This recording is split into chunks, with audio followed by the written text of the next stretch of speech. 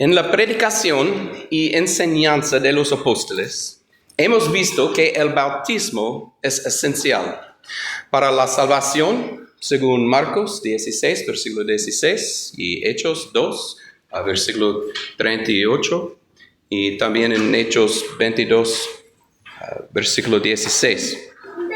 Y es esencial para llegar a ser discípulos de Cristo, como leemos en Mateo 28, 19 y 20, y en Gálatas 3, versículo 27. Aun cuando se afirma la necesidad del bautismo, surgen preguntas comunes entre creyentes y buscadores. ¿El bautismo debe hacerse por inmersión, aspersión o vertido? ¿Se deben bautizar los infantes o solo los que creen? ¿Y es necesario repetir el bautismo en algún caso? Esta lección examina la primera pregunta: inmersión, aspersión o vertido. Comencemos examinando las palabras originales y su uso. Las palabras griegas claves son bautizo y baptisma. Observa que bautizar y bautismo en español son transliteraciones. Es decir, se han tomado las letras griegas y se han pasado a nuestro alfabeto. La transliteración no explica el significado. Por eso consultamos diccionarios y estudios del griego bíblico. Los diccionarios del griego del Nuevo Testamento explican que bautizo significa sumergir, hundir, mojar completamente o sumergirse. Hay palabras griegas diferentes para verter, como cheno, y para asperjar, como raíno. Eso muestra que los escritores distinguían claramente las acciones. Es importante entender que los traductores a veces no tradujeron la palabra literal, sino que la dejaron como baptize o baptism en inglés y bautizar en español. Porque algunos traductores prefirieron transliterar en lugar de traducir. En épocas pasadas, muchas iglesias ya practicaban aspersión o vertido. Traducir la palabra como sumergir habría confrontado esas prácticas. Para evitar controversia, se mantuvo una palabra técnica que no obligaba a leerla como sumergir. Al estudiar la lengua original, debemos ser honestos con el sentido que tenía en su tiempo. Sin embargo, según el uso en la época del Nuevo Testamento, el sentido natural de la palabra apunta a inmersión total. Algunos diccionarios modernos en inglés o español dicen que el bautismo puede ser aspersión, vertido o inmersión. Esto refleja cómo la gente entiende la palabra hoy y las prácticas de muchas iglesias y otras denominaciones. Pero para conocer exactamente lo que Jesús y los apóstoles enseñaron, debemos mirar cómo se usaba el término en la época bíblica, no solo en el uso moderno. Los léxicos que estudian el griego del primer siglo ayudan a aclarar esa distinción. Pablo usa figuras muy concretas para explicar el bautismo. En Romanos, capítulo 6, versículos 3 a 5, dice que todos los que fuimos bautizados para unirnos con Cristo Jesús, en realidad fuimos bautizados para participar en su muerte. Y que mediante el bautismo fuimos sepultados con Él en su muerte. En Colosenses 2, versículo 12, dice que fuimos sepultados con Él y que también fuimos resucitados con Él. Estas imágenes de sepultura y resurrección implican que hay una acción de bajar y luego subir.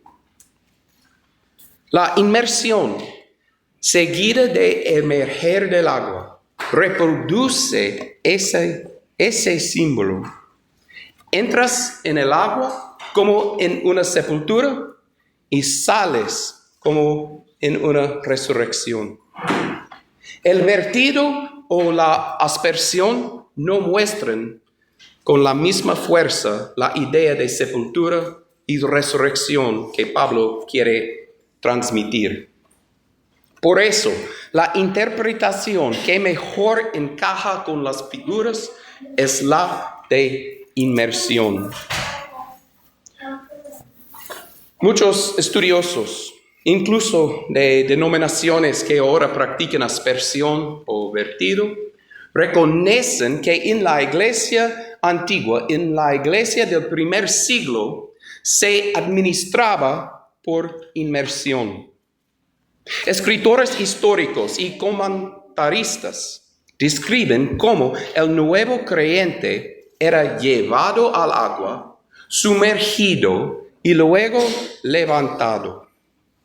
Estos comentarios explican que la forma primitiva era sencilla. Cuando alguien creía, lo llevaban al río o al lago y lo sumergían. Con el tiempo, por razones prácticas, culturales o simbólicas, algunas iglesias cambiaron la práctica a vertido o aspersión. Cambiar una práctica no prueba que el cambio sea bíblico. Puede reflejar tradiciones humanas que se introducen en la iglesia. Jesús advirtió contra preferir tradiciones humanas por encima de los mandatos de Dios. Leemos en Mateo 15, versículos 6 a 9. Así, por causa de la tradición, anulan ustedes la palabra de Dios. Hipócritas, tenía razón Isaías cuando profetizó de ustedes. Este pueblo me honra con los labios, pero su corazón está lejos de mí. En vano me adoran. Sus enseñanzas no son más que reglas humanas. Y en Marcos capítulo 7, versículo 13. Así, por la tradición que se transmiten entre ustedes, anulan la palabra de Dios y hacen muchas cosas parecidas. Algunos fieles y predicadores intentan reconciliar la evidencia histórica con sus rituales modernos. Ellos sostienen que la intención espiritual importa más que la forma externa. Pero el Nuevo Testamento frecuentemente une palabras y acciones. La forma importa cuando la Escritura la presenta como símbolo de muerte y resurrección. No se trata de acusar a nadie, sino de llamar a la fidelidad a lo que Dios mandó. Si practicaste aspersión o vertido por tradición, debes preguntarte si seguiste el mandato de Dios tal como está en las Escrituras.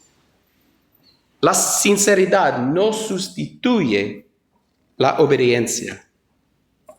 Muchos errores han sido sinceros pero contrarios a la voluntad divina. Amar a Jesús implica guardar sus mandamientos. Ahora, David va a leer las palabras de Jesús en Juan 14, versículo 15. Si ustedes me aman, obedecerán mis mandamientos. Gracias. Y según Juan 15, versículo 10, si obedecen mis mandamientos, permanecerán en mi amor, así como yo he obedecido los mandamientos de mi Padre y permanezco en su amor. Y en versículo 14, ustedes son mis amigos si hacen lo que yo les mando. Amar a Dios se demuestra en obedecer lo que Él ha establecido. La iglesia debe enseñar claramente la razón bíblica para la inmersión y ofrecer instrucción y oportunidad para quien desee obedecer. En Hechos capítulo 8, versículos 35 a 39, encontramos una escena que confirma la práctica. Bajaron ambos al agua, Felipe y el eunuco. Le bautizó y finalmente salieron del agua. El relato describe bajar al agua, ser bautizado y salir del agua. Eso describe inmersión y emersión. Esta mañana encontramos 3 verdades sobre el bautismo en la Biblia. Las palabras griegas indican inmersión. Las figuras bíblicas de sepultura y resurrección encajan con la inmersión. Y la iglesia primitiva, la iglesia del primer siglo, la iglesia de Cristo practicó la inmersión.